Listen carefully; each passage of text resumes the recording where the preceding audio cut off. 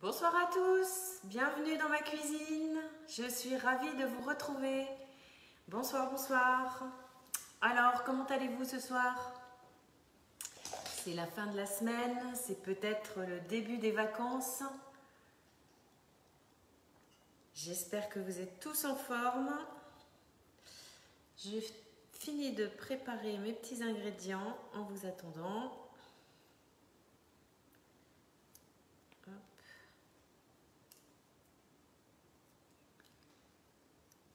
Faites-moi un petit coucou quand vous arrivez, comme ça je suis sûre que vous m'entendez bien et que vous êtes là.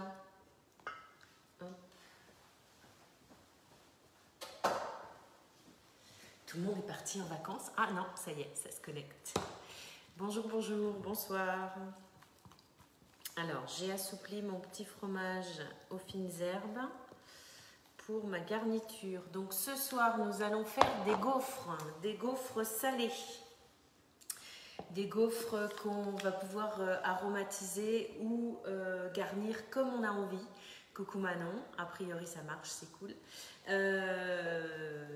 Donc les gaufres en sucré vous connaissez, en salé peut-être moins. Moi je vous les propose une version ou deux ce soir. Après vous pourrez les décliner comme d'habitude, comme vous avez envie. C'est une super idée de dîner rapide parce que en fait la pâte est prête en 5 minutes, il n'y a pas de temps de pause, on met en cuisson tout de suite.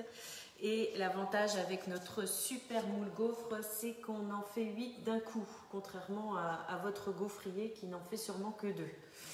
Donc là, ça c'est top. Et dès qu'on a démoulé, on peut avoir une dose de pâte supplémentaire d'avance et on peut en cuire de nouveau 8 à chaque fois. Ça c'est cool. Donc pour la recette de la base salée, c'est à peu près la même, moi, que j'utilise pour toutes mes préparations salées. On va avoir besoin de 120 g de farine, 120 g de levure, de maïzena, je cherchais le nom, de fécule de maïs, voilà. Un sachet de levure chimique qui est par là, voilà.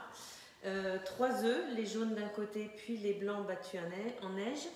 75 g coucou Janine, coucou à tous. 75 g de beurre fondu. Alors salé ou doux, comme vous avez l'habitude, comme vous préférez. On va juste rajouter 5 g de sucre glace pour le côté un petit peu croustillant et sans vraiment sucrer la pâte. 260 g de lait et 30 g de parmesan. Alors ça, je ne vous l'avais peut-être pas mis dans les ingrédients. C'est une option supplémentaire encore meilleure. Je sais qu'il y en a parmi vous qui ne mangent pas de fromage ou qui ne peuvent pas manger de fromage, donc c'est pas obligatoire, c'est juste une petite option. On va commencer. Alors bonsoir à toutes, bonsoir Victoria, bonsoir Jean-Luc, bonsoir à tous. Il y a des messieurs, c'est cool. Notre super moule gaufre, donc comme je vous le montrais pour ceux qui arrivent, 8 gaufres d'un coup. On va l'utiliser comme un gaufrier, c'est-à-dire qu'on va devoir le préchauffer tout seul à vide avant de mettre notre pâte à gaufres. Donc vous pouvez déjà, pour ceux qui feront la recette en replay ou pour ceux qui la feront en direct, préchauffer votre four à 220 degrés. Tac. Je crois que je me suis trompée. 220. Je rappelle pour ceux qui ne connaissent pas que nos moules vont de moins 40 degrés jusqu'à 260 degrés. Donc ils vont à la fois au congélateur et à la fois au four sur des grosses températures. Donc nous allons préparer la pâte. Donc j'ai déjà pesé mes 120 g de farine, auquel je vais rajouter mes 120 g de fécule de maïs et mes 5 g de sucre glace. À la fin. Ok, super. Donc, je vous conseille la petite cuillère magique comme d'habitude pour déjà casser les grumeaux de la farine ou de la maïzena ou du sucre glace. Ça permet vraiment de, voilà, au lieu de s'embêter à tamiser, ça permet en quelques secondes de rendre sa préparation, son mélange bien fin, bien homogène. Voilà. Ensuite, donc on va rajouter les 3 jaunes d'œufs. Je vais garder mes blancs pour les monter en neige. Hop, hop, hop. Alors, j'ai oublié de vous dire, j'ai quand même mis ma tenue de Noël. Même si c'est pas forcément une recette de Noël, on peut la décliner. Je vous donnerai des idées tout à l'heure. Si vous en avez d'autres, je vous écoute pour les partager. Je n'oublie pas la levure. Voilà, c'est une base de pâte, une gaufre salée qu'on peut vraiment décliner de toutes les façons. On en parle tout à l'heure, mais déjà réfléchissez à proposer des idées si vous en avez. Moi, j'en ai plein. Mais je suis preneuse si vous en avez d'autres. Voilà, donc j'ai rajouté ma levure. Surtout, n'oubliez pas la levure, c'est important. Il y a les blancs en neige qui vont rendre les gaufres très légères. Mais il y a aussi la levure. Alors, les œufs, ils sont là. J'ai pas prévu de petites poubelles de table. Elle est là. Hop. Donc, 3 jaunes d'œufs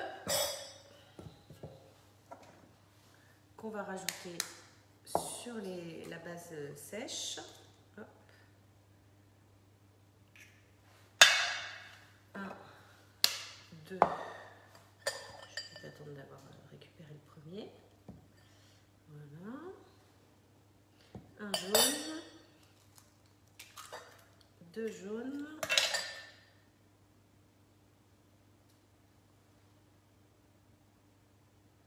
Pas de gaga. Pas à chaque fois. Tac, et un troisième. Et pendant ce temps, donc je vais mettre mes blancs dans mon robot pour qu'il les batte en neige. Donc si vous avez un batteur électrique, faut faire en 2 temps. D'abord on fait la préparation avec les jaunes et ensuite on bat les blancs en neige.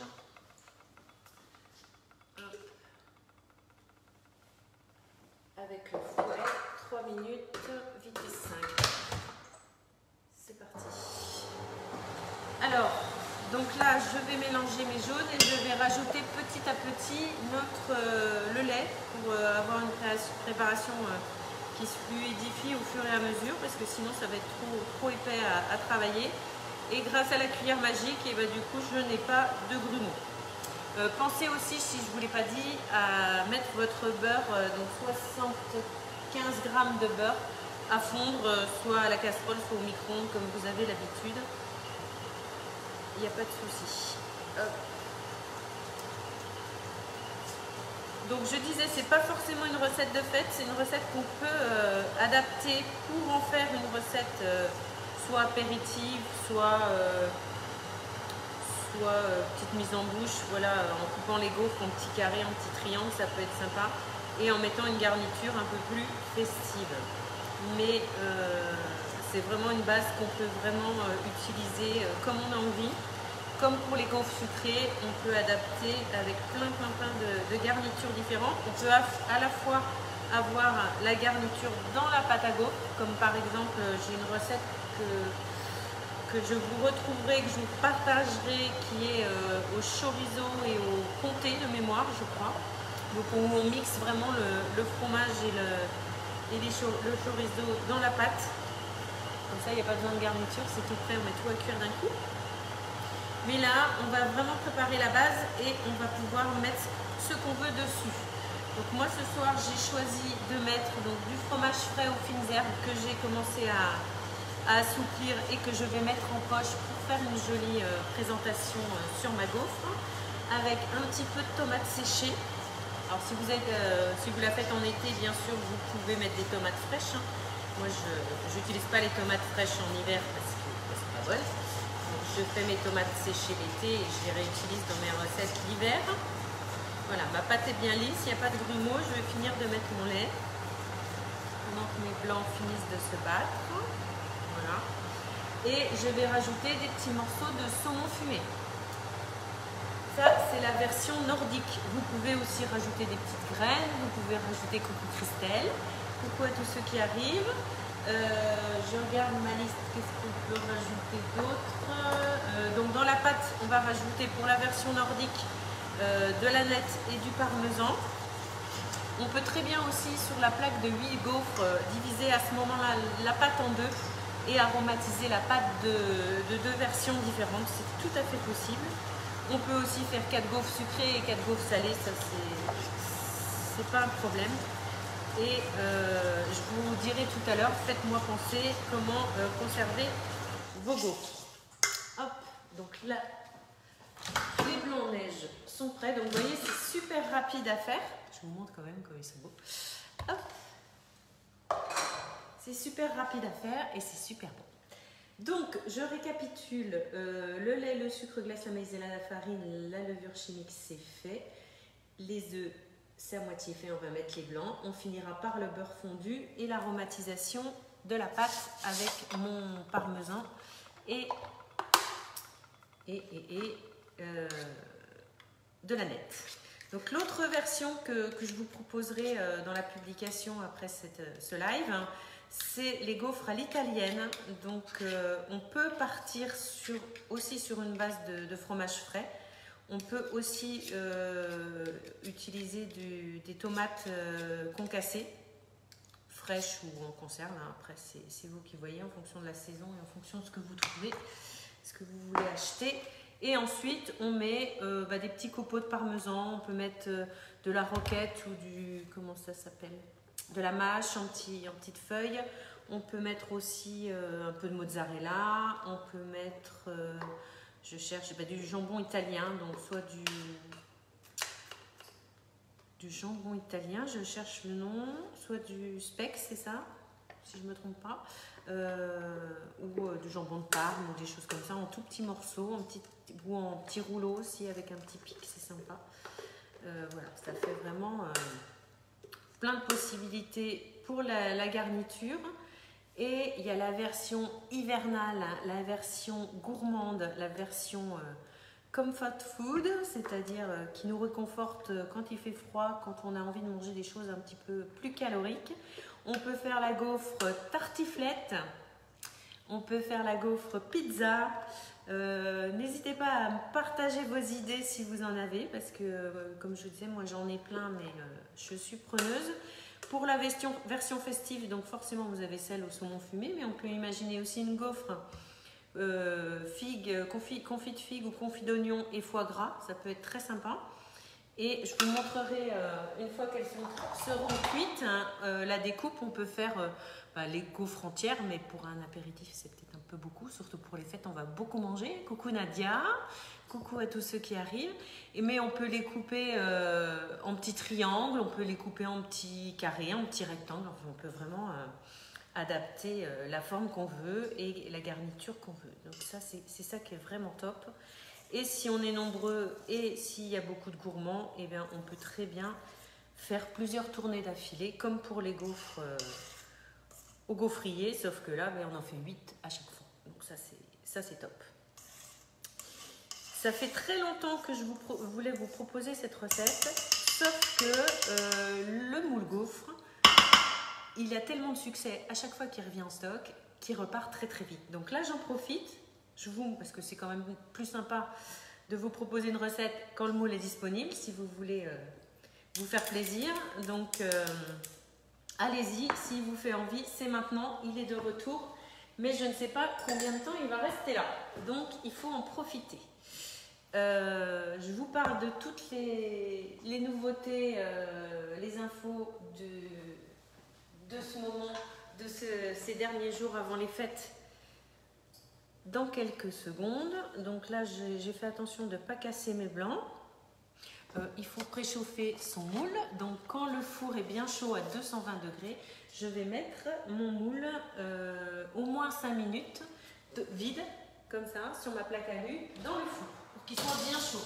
En fait, c'est comme si vous préchauffiez votre gaufrier. C'est pareil. Donc 5 minutes. Tic-tac.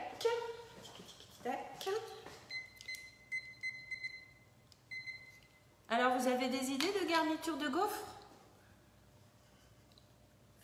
Partagez-moi vos idées en fonction de vos spécialités régionales, etc.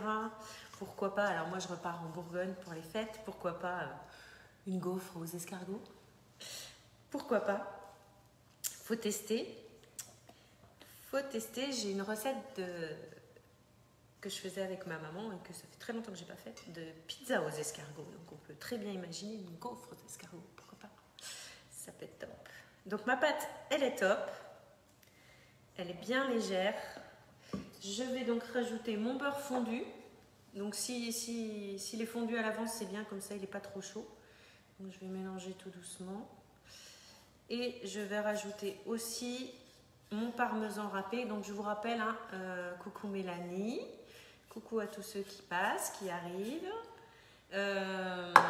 L'option parmesan et Annette, pardon, c'est pas obligatoire, mais ça rend vraiment un super bon petit goût à la pâte. Donc voilà, je mélange.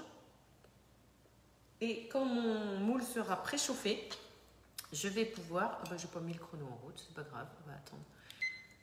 Allez, on va dire que ça fait déjà 2 minutes, on en remet 3. Hop. On va pouvoir verser la pâte à gaufres dedans et les mettre à cuire. Donc on reste sur 220 degrés pendant 15 à 20 minutes. Comme d'habitude, hein, vous faites attention en fonction de vos fours. C'est pas toujours pareil pour tout le monde. Donc moi je vais d'abord mettre 15 minutes et si besoin, je rajouterai les 5 minutes. Vous voyez, ça y est, la pâte est prête, bien homogène, bien mélangée. On n'a pas salé la pâte parce que avec le parmesan, c'est déjà salé. En plus, en fonction de la garniture que vous allez rajouter, ça sera aussi plus ou moins salé. Si vous avez du saumon fumé ou du jambon italien ou des choses comme ça, des lardons, de la raclette, etc., ça va ressaler. Donc, je vous conseille de ne pas trop saler la base. C'est de toute façon toujours plus facile de rajouter de l'assaisonnement après qu'avant. Donc, il me manque ma petite louche qui est là. Voilà, hop, il me reste 1 minute, on va attendre. Donc pendant ce temps, j'ai préparé pour ma garniture. En fonction de ce que vous préparez, forcément, vous attendez que vos gaufres soient tièdes ou froides. Si vous faites une garniture style tartiflette, forcément, ça sera encore meilleur de repasser la gaufre garnie un petit peu au four. Je vous mettrai des idées, hein, ne vous inquiétez pas, après avec la recette. Donc quand on fait une garniture chaude, forcément, c'est encore mieux de repasser sa gaufre au four pour que ça soit encore meilleur. Si on part sur une garniture froide, comme les nordiques ou les italiennes, il vaut mieux que sa gaufre soit tiède ou froide. Parce que si on met le fromage frais comme ça à la poche sur une gaufre chaude, trop chaude, le fromage va être fondu tout liquide. Donc c'est vraiment pas l'idée. Voilà. Hop. On n'en perd pas une miette. Et je vais remettre ça au frais pour tout à l'heure quand mes gaufres seront refroidies.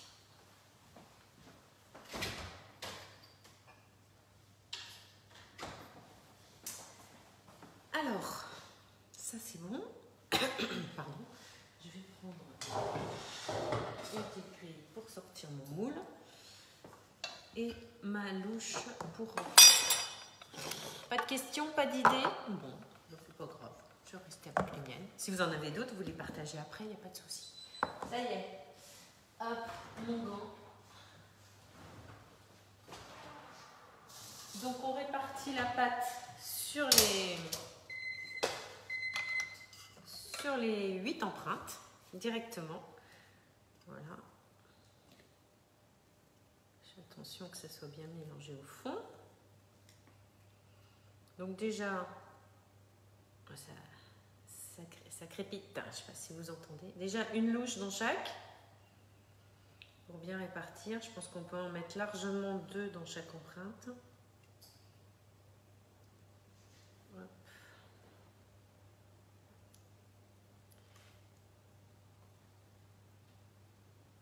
Vous pouvez aussi utiliser le pichet verseur avec son grand bec pour remplir vos empreintes, c'est pratique aussi. Donc là, je complète les petits trous. Donc forcément, alors ça me fait rire, ça me fait penser, la première fois que j'ai utilisé ce moule, c'était avec ma fille chérie, Maëlle, qui me dit, mais de l'autre côté, il n'y a pas les trous, il n'y a qu'un côté où il y a les trous. Ben oui, mais c'est pas grave. Quand on met du Nutella ou quand on met une garniture sur une gaufre, on n'en met que d'un côté. Donc c'est pas grave s'il n'y a pas les trous de l'autre côté. C'est juste la différence avec les gaufriers standards. Mais ce n'est pas un gros problème. Je vous partagerai aussi une autre recette que j'ai enregistrée sur le club. Alors celles-ci, elles ne sont pas de moi, hein, mais elles ne sont pas enregistrées, mais je vous les partagerai. Celle que j'ai enregistrée sur le club, c'est une recette de gaufres à base de patates douces. Donc en fait, dans la pâte, on fait cuire déjà d'avance de la patate douce à la vapeur ou à l'eau et on la mixe pour faire la base de la pâte. C'est très léger, c'est très sympa. On peut aromatiser soit en version sucrée, soit en version salée. Sucrée avec de la cannelle ou des épices, choses comme ça, c'est très sympa. Ou salée nature avec un petit peu de piment d'Espelette ou choses comme ça. Et on peut la faire avec, pareil, une garniture au fromage, d'hiver. Je ne sais plus à l'origine à quoi elle était, cette recette. Comme garniture. Donc je répartis le reste. Plus vous en mettez, plus elles seront épaisses, plus elles seront gonflées. Vous pouvez aussi garder le reste de pâte pour en refaire une ou deux après. C'est pas gênant. Je vais tapoter ma plaque pour bien répartir la pâte. Comme d'habitude. Voilà. Là, il y a un petit trou, je rebouche.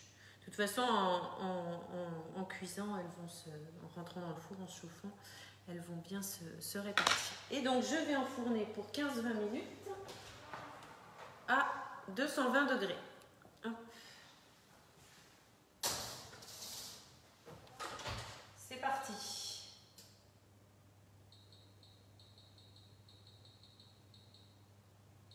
Déjà 15, on verra après. Voilà, alors pour les garnitures, je vous ai tout dit. Pour la conservation, si vous êtes nombreux ou si vous êtes gourmand, vous allez peut-être manger les 8 ou les 16 si vous faites une deuxième tournée. Si jamais vous ne mangez pas tout, plusieurs possibilités. Si vous avez BeSave ou si vous souhaitez vous équiper BeSave, vous pouvez les garder sous vide quelques jours, il n'y a pas de souci. Et la petite astuce, c'est de les réchauffer dans votre grille-pain, comme une tartine de pain en fait. Alors, pas trop chaud, hein, parce que sinon elles vont se dessécher et trop chauffer. Mais un petit coup de grille-pain pour les réchauffer, sans être garnies, bien sûr. Elles retrouveront toute leur fraîcheur et tout leur croustillant. D'une autre façon, vous pouvez aussi les congeler. Alors, je vous conseille de les congeler, pas coller les unes aux autres, mais à plat et après de les mettre dans un sachet congélation ensemble pour pouvoir en prendre une ou deux ou trois en fonction de vos besoins. Et de la même façon, sans décongélation, les mettre... ça dépend des grille-pains. Moi, j'ai une fonction de décongélation sur mon grille-pain. Vous pouvez la faire décongeler et la réchauffer directement dans votre grille-pain. Donc ça, c'est super pratique. Et après, vous pouvez les garnir de la même façon que ce qu'on vient de faire. Après décongélation, il n'y a aucun souci. Voilà pour les gaufres. Donc je vous partagerai toutes les idées, tous les liens. Et si vous en avez, faites-moi plaisir, partagez-les aussi. Si vous avez des questions, je reste à votre disposition. Et j'ai 3-4 petites infos à vous dire de dernière minute.